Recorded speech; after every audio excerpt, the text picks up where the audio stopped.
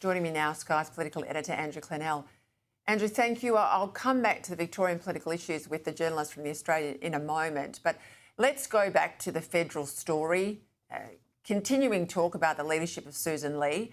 I was as sceptical as you were about the so-called tilt by moderates to back Andrew Hastie. That was, of course, briefed out late on Sunday. Hastie's gone public today saying he won't be goaded into any premature leadership tilt, and he would never put his political fortunes, he says, in the hands of unreliable moderates anyway. So we've got just one sitting week left. Is it safe to say that Susan Lee will now survive into the new year?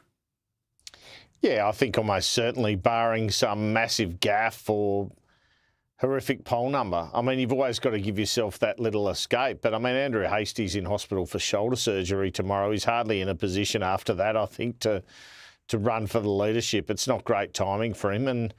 And he thinks, like others, including Angus Taylor, who wants the job, that Susan Lee's got to be given a decent amount of time in the job. Like, they probably could marshal the numbers and just get over the line like Susan Lee just got over the line. What would be more sensible for them is to wait and see how she goes. And if she continues to not do so well, you'd see more numbers in the party room go their way. It'd be a more emphatic result, and amongst the greater populace, they'd see the reason for it rather than seeing the first female Liberal leader chopped down. So I can totally see Andrew Hastie's point of view. Look, I'm the only one who's put the names to these characters, but I understand them to be Tim Wilson, Dave Sharma and maybe Andrew Bragg, who've sort of indicated to people that they'd consider supporting Hastie. It's by no means all the moderates.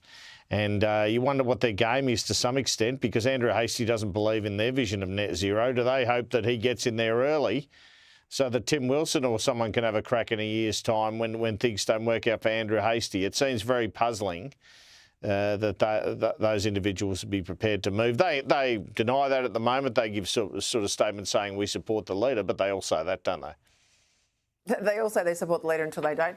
Let's go to the new political front or policy front the Liberals are talking about opening up, and I think not before time. This is about tackling Labor's record high migration. There was a Redbridge poll out showing that One Nation's gaining ground on the coalition. Of course, a lot of that genesis in the poll comes from the migration debate.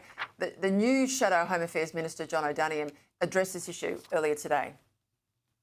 Our policy will see a reduction in numbers, so we've got to reverse engineer this. We've got to figure out where the holes are, both in terms of skill sets and industries, but also geographically. Where in the country do we need to send people to bolster workforce? So we're not going to go about just randomly picking cohorts. We are going to go about figuring out what is in the best interests of Australia and work it back from there. They, of course, had a policy at their last election. Blink and you might have missed it. They hardly mentioned it again. Well, they did, yeah. It was pretty tepidly argued by Dan Tengan, who was the minister at the time.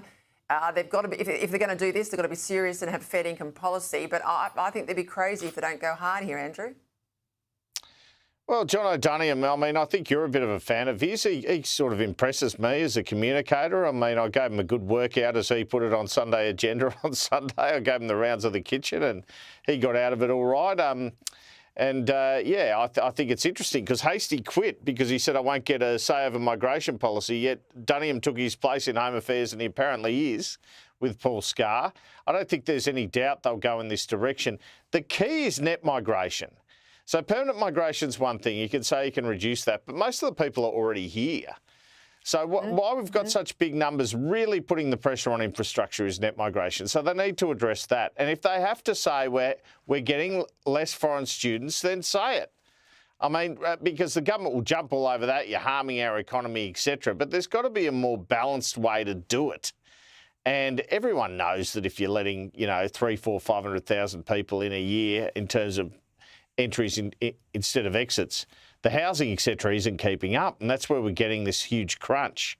So they've got, a wedge on both sides in a sense. The business community, and in that way it's a little bit like net zero, the business community wants workers in certain areas. I think Donoghue made the point in that interview with Stefanovic, we just need to target the immigration better and have less of it.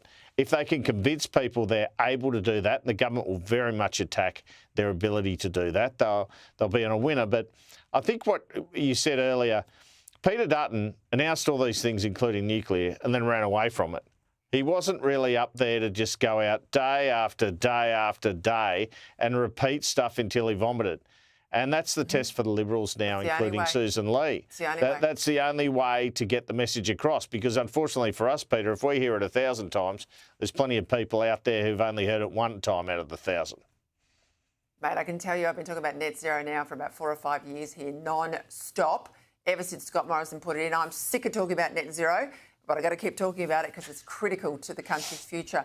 And I also think, that they have to go hard on this issue. They have to go hard on the amount of people in the country at any given time, because sure, they're not yet Australian citizens, but they are in the queue for rental accommodation, they're in the cars, they're clogging up the roads, they're all contributing to this sense, that Australia seems full, that we're taking too many people too quickly, and that's, I think, an opportunity for them.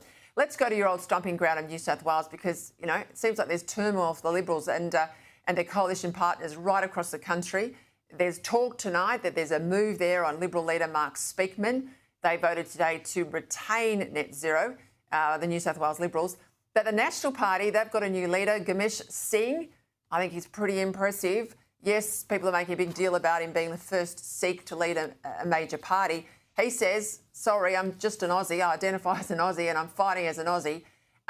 This is going to get interesting here. What do you think of all of this? Well, I'm intrigued because I did a bit of digging around Mark Speakman. I reckon there's a chance he might survive. And it's because the issue is, unlike, there are greater numbers of people in the right in the federal Liberal Party room, but the moderates dominate the New South Wales Liberal Party room.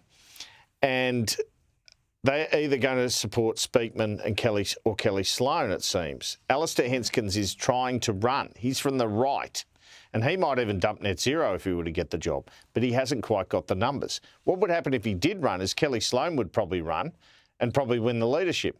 But apparently she's not going to run unless Henskins runs, and Henskins isn't going to run unless he thinks he got the numbers.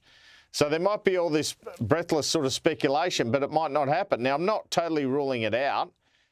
But at the moment, as of tonight, his job's safe, Mark Speakman. There needs to be some movement from someone, probably Kelly Sloan. She needs to be determined that, like Jess Wilson, she wants to go for it now. And there's risk attached to that when you're a relatively new parliamentarian, as you just pointed out about Jess Wilson. I mean, there are plenty of people, I think, telling Kelly Sloan. In a moment. There are plenty of people who are probably telling Kelly Sloan what some might have told Jess Wilson. Hold your horses, let the bloke lose, and then have a crack. Let's go to those comments today from Tony Burke. He cancelled the he cancelled the visa for a South African neo-Nazi who was involved in that recent demonstration outside the New South Wales Parliament. Have a listen. Earlier today, the decision was made by one of the assistant ministers that his visa would be cancelled. He no longer has a legal right to be in Australia. He should leave Australia immediately. If he doesn't, then he'll find himself in immigration detention and being deported. At a time where too many Australians are experiencing bigotry and prejudice, I've got no intention of us being a country that gives people visas where their entire intention is to make other Australians feel unwelcome. Why can't he act as fast on all the rogue imams that we see spew their bile and venom out there, particularly on the internet, but in mosques in Sydney, in Melbourne, on an almost weekly basis? I mean, some of them are here on visas. Why aren't they being shown the door? Some are citizens too, but I think some critics would say that he's got a large Middle Eastern Muslim population in his electorate, and that could play into some of his decision-making. Tony Burke would tell you that anyone spewing hate, he'll kick out.